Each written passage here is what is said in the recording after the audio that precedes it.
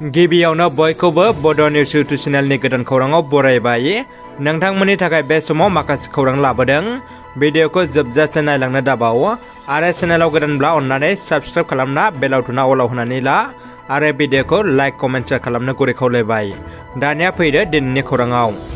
गिबि खौराङाव दङ आसाम रायजोनिफ्राय भारतनि आइजो क्रिकेट हानजानि गेलेगिरि उमा शेट्टीनो आसाम सोरखारा 10 लाख नोगोद रां अनसुंथाइ होदों। आसामनिफ्राय भारतनि आइजो क्रिकेट गेलेगिरि उमा शेट्टीनो आसाम सोरखारा 10 लाख रां होनो फोसावदों। आसामनि गिबि मन्थ्रि डक्टर हिमन्त बिश्व शर्मा बिथाङा उमा शेट्टीनो 10 लाख रां होनो फोसावबाय। बिथां गेलेगिरिनो आसाम सोरखारा रां होनो हायोब्ला बर'नि गुबुन गुबुन गेलेगिरिफोरनो मानो आसामनिफ्राय गरसेबो रां अनसुंथाइ होनो हाया? बर'नि इन्टारनेशनेल जोलुर गेलेगिरि उपर्न नार्जारी आरो हलिचरन नार्जारीमोन बायदिनो माब्लाबा गरसे रां अनसुंथाइ होफेरदोंना? गोख्रों सोंलु खालामनायखौ ससियेल मिडियायाव नुनो मोन्दों। थारैनो आसाम सोरखारा बर'फोरखौ बिमा बाथुलै नायो नामा? बे मोनसे गेदेर सोंलु सिखारदों। अरुप कुमार गस्वामीखौ आसाम हिउमेन राइट्स कमिसन ASRCनि गाहाय मासिगिरि महरै सायख'बाय। बिजिरगिरि अरुप कुमार गस्वामीखौ आसाम हिउमेन राइट्स कमिसननि गाहाय मासिगिरि महरै सायख'बाय। मख'नो गोनांदि अरुप कुमार गस्वामीया छत्तीसगढ़ हाइकर्ट, आन्ध्र प्रदेश हाइकर्ट आरो सिक्किम हाइकर्टनि बारग' गाहाय बिजिरगिरिमोन। आरोबाव बिथाङा गौहाटी हाइकर्टनिबो सासे बिजिरगिरिमोन। समाज सिबियारि जिसा चम्फ्रामारनि दैदेननायाव XNDB NLB बनसु आरो गुबुन गुबुन आफाद जुथाइ दिनै सासे ड्राग्स फालांगिरिजों लोगोसे माखासे देहा फालांगिरि आइजोफोर हमनो हादों। बे गाज्रि आखुनि सुबुंफोरखौ बङाइगाव ओनसोलनिफ्राय हमनो हादों। हमखांनायनि उनाव ड्राग्स फालांगिरिखौ बङाइगाव पुलिस बिफाननो गथायनाय जायो। बर' समाजाव बायदि बायदि गाज्रि खामानिफ्रा सानफा एफा बांबोनायखौ नुनो मोननाय जादों। बे समावनो गोख्रों बिबान रुजुननानै बर'नि माखासे माहारियारि आफादफोरखौ संदाननानै बर' समाजखौ फोसाबनो ओंखारनायखौ नुनो मोन्दों।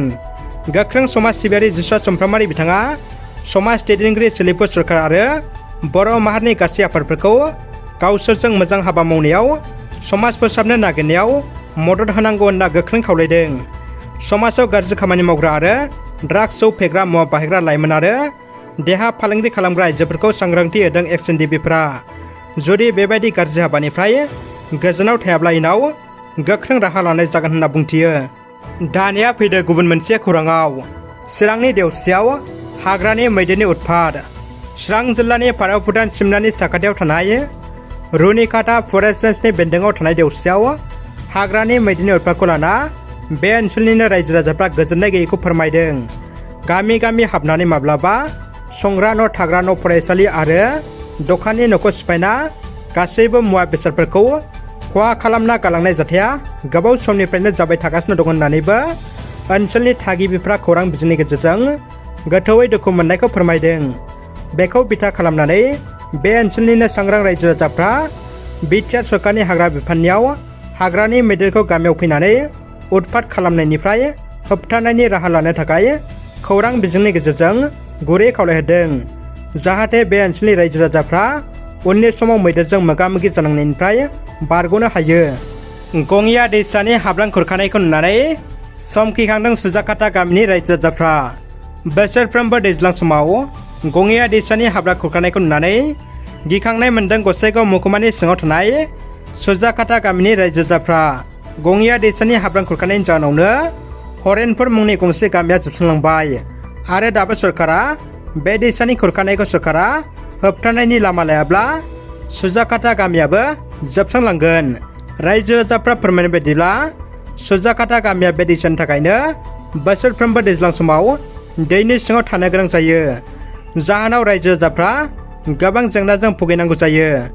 बे दैसानि खुरखानायखौ होबथानो थाखाय सरकारा थांनाय 3 दानसो सिगाङाव मोनसे बान्दो थेना होदोंब्लाबो रायजो राजाफ्रा बे बान्दो थेनायखौ गोजोननाय गैयै फोरमायदों। मानोना बानायनानै 3 दानल' जादों, दानो बान्दोआ बायलांजोब्बाय। बेनिखायनो गामिनि रायजो राजाफ्रा सरकारखौ थाबैनो बे दैसानि खुरखानायखौ होबथानो राहा लामा लानो थाखाय खावलायहरदों। टिकियाजुलि आलिसिङायाव गिख्रंथाव अर खामनाय जाथाय। डिएस पेट्रल पाम्पआव सोमजियो बे गिख्रंथाव जाथाया। सानसौ हरखाबै सोमजियो बे जाथाया। खुनुरुखुम रैखा जायो थाव टेंकार गारि सालायगिरिया। अर खामनाय जाथायथिलियाव हरखाबै नुजाथिना अर खोमोरग्रा बिफाना अरखौ खोमोरनो हायो। दानिया फैदो जोबथा खौराङाव। थांनाय साननैसो सिगां दिलीप नाथआ सनितपुराव हानि नंखाय फोरमान बिलाइ होनायनि सायाव RTI होनायखौ लानानै सनितपुर जिल्ला इउनाइटेड फार्म अफ एक्सन-DB आफाद आरो एबारसि आफादा खौरांगिरि मेल खुंदों।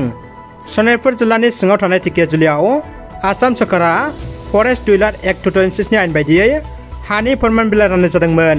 बेखौ लानानै दिलीप नाथआ नंखाय फोरमान बिलाइ एबा रेशन कार्डजों हानि मोनथायखौ होदों होनना RTI होदों। बेखौनो लानानै सनितपुर जिल्ला इउनाइटेड फार्म अफ एक्सन-DB आरो एबारसि आफादा खौरांगिरि मेलनि गेजेरजों गोख्रों रावजों सोंखारदों। मख'नो गोनांदि दिलीप नाथआ फैसानि थाखायसो RTI होदों।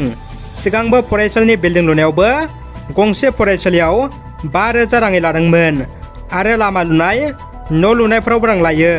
बेफोरनिफ्राय गोजानाव थानो थाखाय इउनाइटेड फार्म अफ एक्सन-DB नि लेङाइ आफादगिरि आर गुथुला गोख्रों सोंखारदों। रादाबा एसेनोसै। भिडिअखौ जोबजासिम नायनायनि थाखाय बयनिसिमबो गोजोननाय थाबाय।